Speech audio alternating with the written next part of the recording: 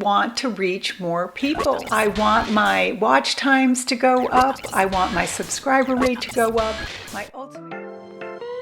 Create a community on YouTube where you get to be the personality that you want to be on YouTube. I'm a little intimidated. I'm totally flattered. Let's have some backstory because, well, backstories are kind of fun. I met Jeannie Lynch because she is a follower of my YouTube channel. She has a wonderful YouTube channel that she's been trying to grow for a few years now on YouTube. I recently started my channel on YouTube. Right now I'm sitting at 626 subscribers. Let's call out the elephant of the room. I know I haven't gone viral, although I'm totally open to the opportunity, I'm not gonna lie. But I have been in the customer engagement game for years. I love YouTube because if you haven't watched my YouTube motivation video, go watch that, it'll tell you all about it. Jeannie reached out to me, I guess because she was inspired by some of my previous work and some of my previous videos, and she wanted some honest feedback on her channel. And well, I guess what I'm trying to say is, I'm totally aware of the fact that I haven't blown up on YouTube yet, but my goal is to help you create a community on YouTube where you get to be the personality that you want to be on YouTube. That's the backstory. I know that I'm not the world's biggest YouTuber yet. Notice I said yet there because I definitely believe I can, just like I believe you can,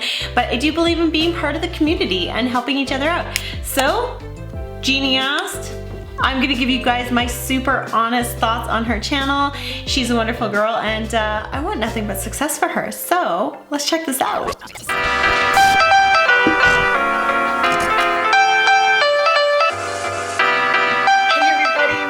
Jeannie Lynch, and I am searching constantly on YouTube for ways to improve my channel. So today, really excited to collaborate, and so here's my simple questions for you regarding my YouTube channel. I want to reach more people. My ultimate goal is to get to 1,000 subscribers, and I have been working so hard to do that. Any suggestions on how I can get there? Some simple fixes would be great. If you could give me 3 or 4, I would be open to making any changes you suggest. Really quick, Jeannie, this is for you and for anybody else who's out there on YouTube. I hate wrinkles in my fabric when I'm making videos. The use of the little emojis, so like the boats and the blue dot, the YouTube algorithm doesn't know how to code those emojis, so they're really cute and potentially attracting attention, and I get it. The algorithm doesn't know what to do with them, so you probably don't need them in your title. Put them in your description box because they are cute, and I get the personality point of them, and I love them, and I think I've actually done it on some of my older videos because I didn't know that, but now I do, and I resist doing it anymore. Okay, a couple more quick tips. I jumped onto Jeannie's video. This video, she's covering Buddhist terms and giving the definitions of them. So I jumped over here. I'm using TubeBuddy on my computer. There's a link below in the description box for my TubeBuddy link. It's an affiliate link. If you don't have TubeBuddy yet and you want to load it, it is going to give you a ton of insightful information, and I would be so grateful if you would consider using my link. And I looked to see how she was ranking for her tags that she's put in this video. So Buddhist vocab, Buddha vocabulary, and easy to understand Buddhist terms. This mean Jeannie 1963, that is her. Those are the videos that she's ranking for. Easy to understand Buddhist terms, I think is probably the most, I would say, targeted to what this video is about. So I would build off of this. So when you're picking your tags, make sure it's really about the video, and that's how you're going to find your ideal audience, because those people are really showing up for the content that you are making. Like all of these single words, and like Jeannie said, she was tagging them like she would tag her an Instagram post, and that's not what you want to do on YouTube. Use the search bar right here. Find tags that your ideal audience is potentially looking for. So I don't know this, so I'm going to wing it. So if I type in Buddhist term, because that's the one that she's ranking for here, it comes up Buddhist terminology, Buddhist term for impermanence.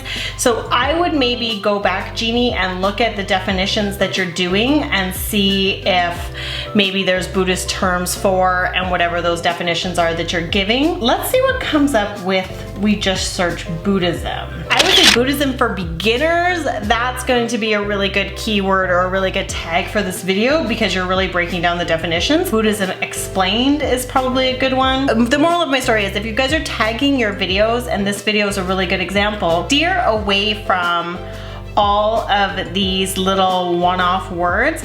Like if this video is actually about the 4 noble truths, then keep that term in here. But 8, good vibes, chakra, right action, right effort. Some of this, if it's not actually in line with this video, it needs to come out and really dig deeper into those terms that are actually talking about this video. Okay, I just scooted a little bit forward in her video and now she's talking about the 10 perfections. So what's interesting about that is that I don't remember seeing that in her terms here in her tags. And if I go up here and I do Buddhism, 10 perfections of Buddhism is a search term that people are looking for. So that's a tag that needed to go on this video. Put words in that you know that that video is going to deliver to what that audience is searching for. That's how you're going to gain trust with your audience on YouTube and get them to subscribe to your channel. Oh, I like how I said that. If you guys are interested in me checking out your channel and giving you my thoughts and my feedback on it, I'd love to do that because this is so much fun and we all do deserve some personal attention with our channels. Go to my contacts and my email is there. I'll see if something out there resonates with me and reach out to you and let you know if I want to do a review on your channel. We're going to move on to some of Jeannie's other questions. Liz, another question I have for you is, should I be deleting my old video or are they buried in YouTube and it doesn't matter? I'm really glad that Jeannie asked this. Somebody else actually made the same comment on one of my videos not too long ago about deleting their old videos. And you know what? This is a really good time for me to plug my live stream coming up this Friday, June 26th at 9 a.m. Mountain Time. Should you delete your old videos? And the answer is no. YouTube counts those views and the watch time from those videos to your overall channel totals. But in true Liz fashion, I actually have a lot more to say about this. I really believe in, as you know, finding as many ways as possible to engage with your viewers on your YouTube channel. Those older videos that are bringing in views are a killer engagement opportunity. And I think you can do that through the cards and through the comments because people do jump into that description box, as well as I would pin a comment underneath those older videos so that they can link back to a new video. And I definitely wouldn't delete it because you never know who's gonna find you. Another question I have that I cannot find the answer to anywhere. The top of each playlist, I've done a little trailer. Is it a good idea to have a trailer for your playlist or is that a wasted video up on YouTube? Okay guys, I have a really easy answer for this question. In the space for the trailer on my home screen that is for people who are not subscribed to my channel, I make sure that that trailer is always the video that is converting me the most subscribers. Want to hear more about that? Go ahead and click the card that is going to be in one of these corners. It's always backwards, you guys, and that's super annoying. So to answer your question, I would take the most subscribed video or the video with the highest watch time, and I would personally pin that as my trailer for that playlist. I have another really interesting question. Half of my watch times come from Facebook. Should I be shutting down my Facebook push and just focusing on YouTube, or can I work both platforms at the same time? What are your thoughts on that? Okay guys, I have a whole video coming up on Facebook. I have so many thoughts on using Facebook to promote your channel. Let me pick you up. I feel like we should be more intimate for this chat. Find Facebook groups or find Facebook connections that are in line with the topics of your channel. So let's say you do a lot of YouTube videos on babysitting.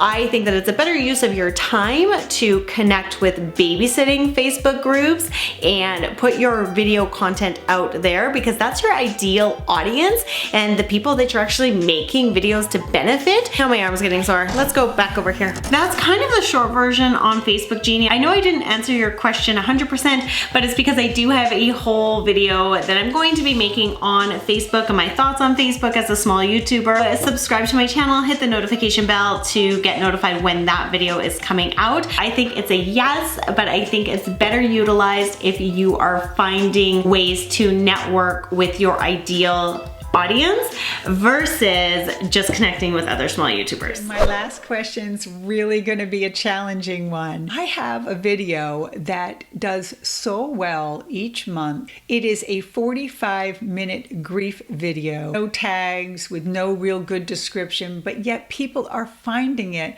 and watching it. Can you help me explain why that video shows up and not the one I just spent 20 hours working on and editing? The only thing that I can think is that when people are watching your videos, Jeannie, this video, being that it has so many views, is probably coming up in the suggested videos. I'm not really sure, and it's been there for 6 years. What I would say though is that this video is getting you traffic. I would really spend some time reaching into why you think people are clicking on that video. And then I would find a video that you have in your database of videos, and I would link that as a card. But before I would do that, I would go back and find out where my traffic is dropping off, and then that's where I would put the card. What I will tell you right away is that this thumbnail has a large face taking up 1/3 of the screen, and it has large lettering. So that is the thumbnail that, you know, research and many research, and you guys can dig that up. It's all over YouTube. Lots of people talk about it. Thumbnails that have a human face offset on the thumbnail and have very clear lettering are more likely to get clicked. So chances are that that's coming up in your sidebar, and people are just clicking on it out of curiosity and because it is a thumbnail that fits sort of the clickability rules of your thumbnails. So I think it's a combination of a bunch of things. I think it's a combination of it's your most popular video, so when people are on your channel, it's getting suggested. I think it's got a very clickable thumbnail if we go by the general rules of thumbnails. And it could be something that people are watching because what they're looking for is sort of education, because maybe they unfortunately have a funeral that they need to plan or something like that. So I would optimize that video so that it's driving more traffic to your site and converting people back into the lane of your channel and the sort of niche content that you're working on today. It's a struggle as a small YouTuber for sure, but keep plugging, keep making really wonderful content. Subscribe to this channel. Hit me up in my contact area. I have an email, so if you're interested in a channel review, you can contact me that way. And I'll see you guys Friday for the live stream. Thank you so much for being here. We'll talk soon.